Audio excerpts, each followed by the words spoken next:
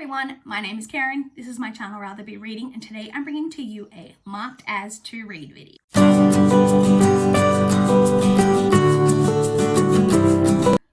In case you're new here, my marked as to read videos is a video that I do each month where I talk about all of the books that I was inspired to mark as to read on Goodreads over the past month.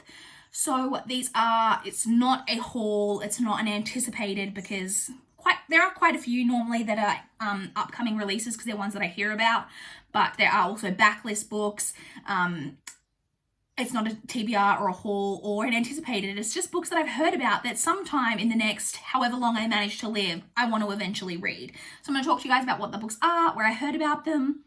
Let's get into it. So I only marked 9 as to read this month, which is like not a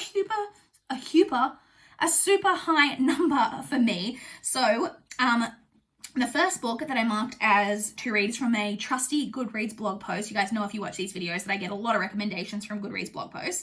This one was about the anticipated YA releases of October.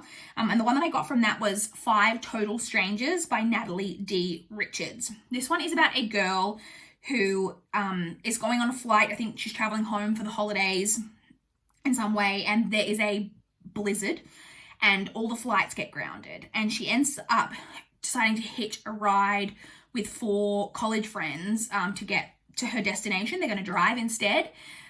And then while she's on the journey, she slowly starts to realize that these 4 college students don't know each other, that they're not friends, that they're all strangers, and that one person maybe does not want them to reach their destination. So that just sounded intriguing. I actually quite enjoy a thriller set around a blizzard, so if you're interested in that too, then maybe you also want to mark that one as to read. The next one I heard about on Kat from Biblio Obscura's channel. I think I've heard about this one before on other people's channels, but I didn't really know that much about it. And then when Kat spoke about it, I was like, that actually sounds really great. And it's called Confessions by Kanae Minato. And it's a horror thriller about a woman who I believe she's a teacher. And it's like her final day as a teacher for this particular class or something, but she knows that I don't think it's just one, I think it's several of these students are responsible for the death of her child, and she is planning to, I guess, get a confession or to exact revenge. I'm not exactly sure, but it just sounded very twisty and psychological, and I'm very into that. The next one is a book that I had kind of heard about but just didn't really think too much about, and then Riley Marie did a video talking about it, and that is Girl, Serpent, Thorn by Melissa Bashardoust, and Riley really loved it. But then I thought about it and I was like, oh, of course I should be interested in this book, because I read Girls Made of Glass and Slippers Made of Glass, Girl Made of Glass and Snow, Girls Made of Snow and Glass. I don't know. I'll put the cover up here quickly. That book, and really quite enjoyed it. So when Riley raved about this one, I was like, yeah, I should definitely check this one out.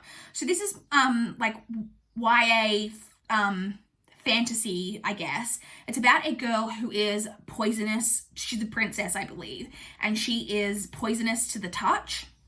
She has a poisonous touch, and there's some kind of demon in the dungeons, but the demon in the dungeons is not afraid of her. I don't know how human this demon is, and I definitely know that it's got a female romance in it. So it just sounds great. And like I said, I did enjoy her previous book, so excited to check that one out eventually. The next, just one, comes from another Goodreads blog post. That was a Goodreads blog post about just recent YA debut novels. And the one I marked from that is a book called Something Happened to Ali Greenleaf by Hayley Krischer? And it's about 2 teenage girls. One is really sweet and nice, but quite naive. And then the other is the really oh, sorry, I just got a low power warning. Got to rush through the end of this video. The other girl is really one of the really popular girls.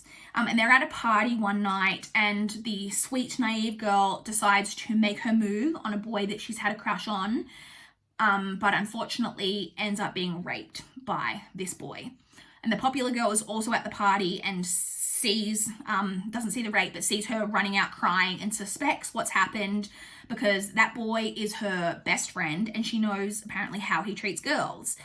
However, she decides, in order to, I don't know exactly how you would put it, in order to like make things right, she decides to befriend the girl, and like bring her into like the popular group of girls, but the popular group of girls is quite toxic, but then the two of them get really close.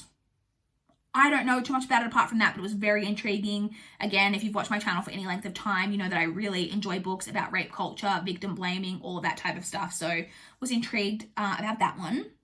The next one is a book that, again, I have seen going around BookTube, but I did have it requested from NetGalley, and finally this month was declined for it, so have marked it as to read, and that is Harrow Lake by Kat Ellis. This is a YA like horror.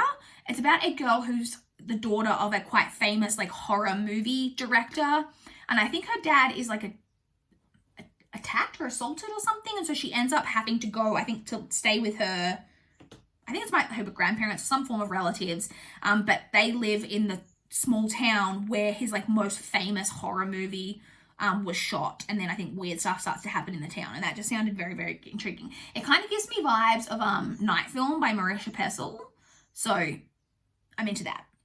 The next one, I'm going to be really honest with you. I don't know where I heard about it. I normally take really good notes throughout the month whenever I mark a book as to read as to where I heard about it, so I can tell you in these videos. But when I was writing out my notes in my notebook prior to filming this video, I was like, I had no recollection of marking this one as to read or where I heard about it. But I'll tell you about what the book is. It's called The Nesting by C.J. Cooke, and it's described as being a gothic thriller. So I can tell you that I marked it as to read because I probably heard the word gothic, but where I heard about it, I'm not sure. It's about an architect who is finishing off like building his like dream home, and he's determined to finish it despite the fact that his wife died from suicide in the home, or like at the site of where they were going to build the home or something. But we're following the nanny who is hired to care for his two children in this house that they're like isn't completely built, but it's like a gothic tale of some kind. I don't know, I'm into it. The next one is another one, so the next two are both ones that I also heard about from Riley Marie. She did a full recommendations video. She did it like a really long time ago, but I'm super behind in my sub feed, so I finally watched it in the month of October. And the first one she talked about is a book called A Curious Beginning by Deanna Raybourn.